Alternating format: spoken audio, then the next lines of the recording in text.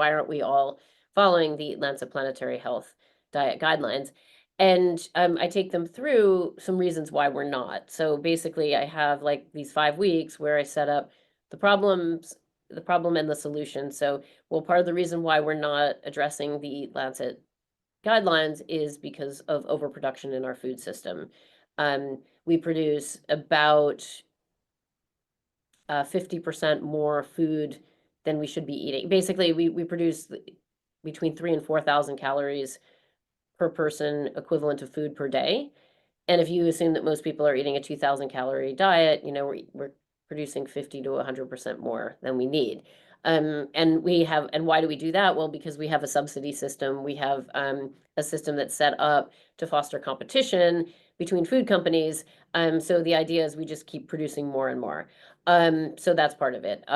We have a subsidy system that basically supports animal agriculture. It supports grazing, it supports dairy farms, and it also supports monocropping, feed crops. And those are all considered commodity crops, and fruits and vegetables are considered specialty crops. So that's kind of the opposite of what we need to be doing.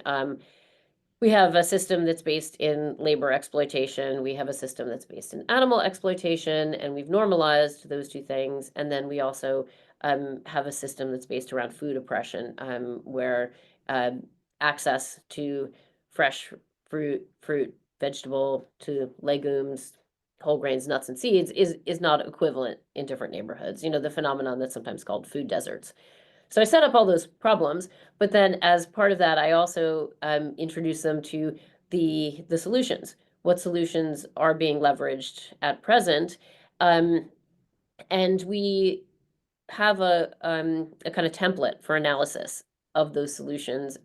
This is something that I borrowed from an activist named Nora Kramer, who runs an organization called Yay Camp that is about training young activists.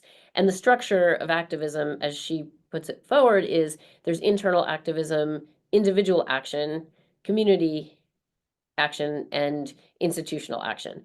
And what I think is so great about that framework, and particularly working that through with students in a kind of discussion format, is one of the things we really get to is that like internal activism, that's basically about changing our own perspective.